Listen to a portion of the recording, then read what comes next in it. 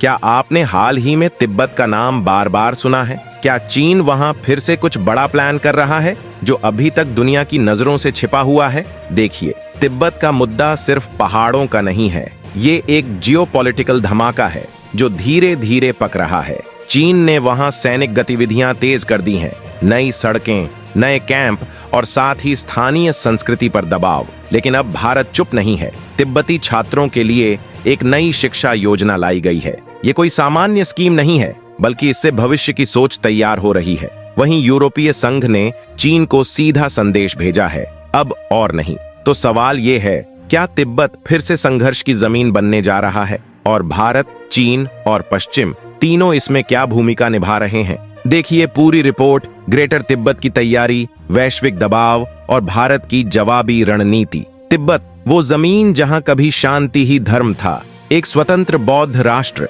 जहां लोग ध्यान में लीन रहते थे और जीवन प्रकृति के साथ बहता था। लेकिन 1950 में सब कुछ बदल गया। चीन की पीपुल्स लिबरेशन आर्मी तिब्बत में दाखिल हुई और इस शांत प्रदेश को एकीकरण के नाम पर अपने कब्जे में ले लिया। तिब्बतियों ने विरोध किया, लेकिन आवाजों को कुचल दिया गया। 1959 में ल्हासा में भड़का जन विरोध चीन के लिए बगावत था और तिब्बत के लिए तबाही। दलाई लामा, तिब्बत के सर्वोच्च धार्मिक और राजनीतिक नेता, जान बचाकर भारत की ओर भागे और तभी लाखों तिब्बती भारत और नेपाल में शरण लेने को मजबूर हुए। चीन ने इसके बाद तिब्बत की आत्मा पर वार किया। सैकड़ों बौद्ध मठ तोड़े गए, धार्मिक शिक्षाएं प्रतिबंधित कर दी गईं और तिब्बती भाषा तक को स्कूलों से हटाया जाने लगा। तिब्बती पहचान को मिटाने के लिए योजनाबद्ध तरीके से हान चीनी लोगों को वहां बसाया गया। संस्कृति, भाषा, धर्म सब कुछ धीरे धीरे दबा दिया गया। तिब्बत अब भी एक पहाड़ी इलाका है,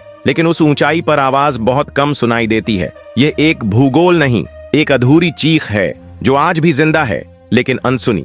लेकिन अब तिब्बत की परिस्थितियां एक बार फिर बदल रही हैं और इस बार ये बदलाव केवल राजनीतिक या धार्मिक नहीं, बल्कि सैन्य और रणनीतिक हैं। चीन ने तिब्बत में नई सड़कों का तेजी से विस्तार किया है। साथ ही ल्हासा, नोमाई और करबू जैसे क्षेत्रों में नए सैन्य ठिकाने और चौकियां स्थापित की गई हैं, जिससे यह साफ जाहिर होता है कि चीन अब तिब्बत को रणनीतिक बफर जोन के बजाय एक सैन्य अग्रिम मोर्चा मान रहा है। इसके समानांतर पूरे तिब्बत में अत्याधुनिक निगरानी तंत्र फैलाया जा रहा है। उच्च रिजोल्यूशन सीसीटीवी कैमरों, एआई आधारित चेहरा पहचानने वाले सिस्टम और ड्रोन निगरानी जैसी तकनीकों का प्रयोग अब आम बात हो गई है। आम नागरिकों की गतिविधियों पर कड़ी निगरानी रखी जा रही है, खासकर युवाओं और भिक्षुओं पर। चीनी अधिकारियों के हालिया बयानों से भी इन नीतियों की पुष्टि होती है, जहां वे तिब्बत को राष्ट्रीय सुरक्षा का अटूट हिस्सा बताते हैं और बाहरी ताकतों द्वारा गैर कानूनी दखल की आशंका जताते हैं।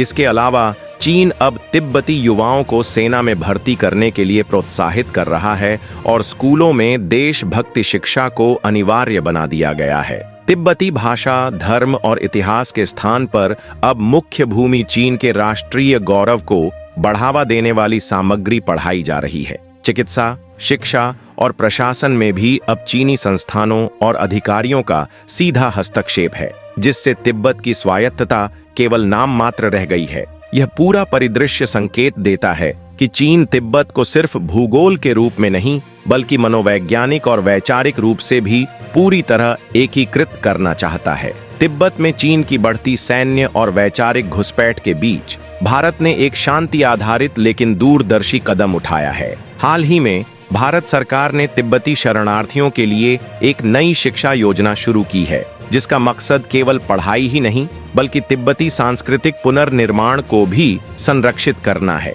यह योजना केंद्रीय तिब्बती विद्यालय प्रशासन, central Tibetan schools administration (CTSA) और धर्मशाला स्थित निर्वासित तिब्बती सरकार के सहयोग से लागू की जा रही है। इस योजना के तहत न केवल भारत में रहने वाले तिब्बती बच्चों को मुफ्त स्कूली शिक्षा मिलती है, बल्कि उन्हें तिब्बती भाषा, बौद्ध दर्शन और सांस्कृतिक इतिहास की पढ़ाई भी दी जाती है, ताकि वे अपनी जड़ों से जुड़े रहें। योजना का दायरा अब सिर्फ धर्मशाला, मैक्लोडगंज या दार्जिलिंग तक सीमित नहीं रहा, बल्कि यह नीति अन्य राज्यों के शिक्षा बोर्ड से भी समन्वय कर रही है, जिससे इन छात्रों को मुख्य धारा में अवसर मिले लेकिन सांस्कृतिक विलीनता के बिना छात्रों और शिक्षकों की राय भी इसी दिशा में जाती है। उनका मानना है कि यह शिक्षा पहल एक तरह से तिब्बती अस्मिता को भविष्य के लिए संरक्षित रखने का प्रयास है। विशेषज्ञों का कहना है कि जब चीन तिब्बती युवाओं को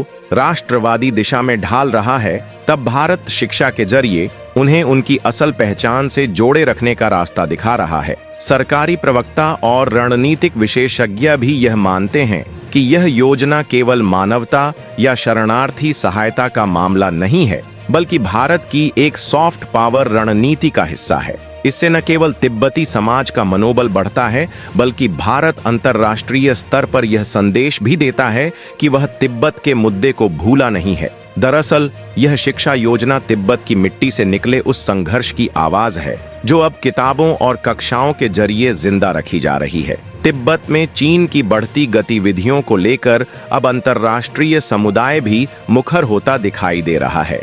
यूरोपीय संघ EU ने हाल ही में चीन से स्पष्ट शब्दों में अपील की है कि वह तिब्बत में मानवाधिकारों का सम्मान करे और धार्मिक स्वतंत्रता को दबाने से बाज आए। जून 2024 में यूरोपीय संसद में पारित एक प्रस्ताव में तिब्बत में संस्थागत निगरानी, धार्मिक हस्तक्षेप और नस्लीय एकरूपता पर चिंता जताई गई थी। कई यूरोपीय सांसदों ने तिब्बत में हो रहे दमन को सांस्कृतिक नरसंहार कहा है। संयुक्त राष्ट्र ने 2022 से 23 में जबरन पुनः शिक्षा और बच्चों को माता पिता से अलग करने जैसी चीनी नीतियों को गंभीर चिंता का विषय बताया। अमेरिका ने भी 2020 में Tibetan policy and support act पारित किया और 2024 में धार्मिक स्वतंत्रता पर चिंता जताते हुए चीन से पारदर्शिता की मांग की। इन अंतर्राष्ट्रीय प्रतिक्रियाओं के बीच विशेषज्ञ मानते हैं कि तिब्बत एशियाई भू राजनीति का नया केंद्र बन रहा है। चीन जहां सैन्य और वैचारिक दबाव से स्थिरता बनाए रखना चाहता है, वहीं भारत सॉफ्ट पावर यानी शिक्षा और संस्कृति के जरिए जवाब दे रहा है। जैसा एक विश्लेषक कहते हैं, यह एक शांत युद्ध है जहां बंदूकें नहीं, विचार टकरा रहे हैं। तिब्बत की जमीन पर आज भले ही कोई बड़ा धमाका सुनाई न दे, लेकिन वहां की हवा बेचैन है, जैसे कोई परिवर्तन दबा बैठा हो। चीन जिस तरीके से सड़कों, निगरानी और वैचारिक नियंत्रण के जरिए तिब्बत को अपनी रणनीतिक मुट्ठी में कस रहा है, वह अब पूरी दुनिया की नजर में आ चुका है। भारत की नई शिक्षा नीति, जो तिब्बती पहचान को बचाने की एक शांत लेकिन ठोस कोशिश है, सिर्फ एक योजना नहीं, यह सांस्कृतिक प्रतिरोध की नींव है। वहीं यूरोपीय संघ और अमेरिका जैसे लोकतांत्रिक देश अब खुलकर तिब्बत में हो रहे मानवाधिकार हनन पर बोलने लगे हैं। इन सारी घटनाओं के बीच एक बड़ा सवाल खड़ा होता है, क्या तिब्बत फिर से संघर्ष की भूमि बनेगा? क्या यह आंदोलन अब हथियारों से नहीं, विचारों, संस्कारों और वैश्विक समर्थन से लड़ा जाएगा? और क्या चीन, जो तिब्बत पर अपनी पकड़ मजबूत करने की हर कोशिश कर रहा है, अब अंतर्राष्ट्रीय मंच पर धीरे धीरे अकेला पड़ता जा रहा है? अगर आपको ये रिपोर्ट सोचने पर मजबूर करती है, तो इसे लाइक करें, अपने दोस्तों के साथ शेयर करें और ऐसे ही जागरूक करने वाले कंटेंट के लिए हमारे चैनल को सब्सक्राइब जरूर करें। आवाज उठाइए, सच के साथ खड़े रहिए और अंत में बस इतना ही कहेंगे, जय हिंद।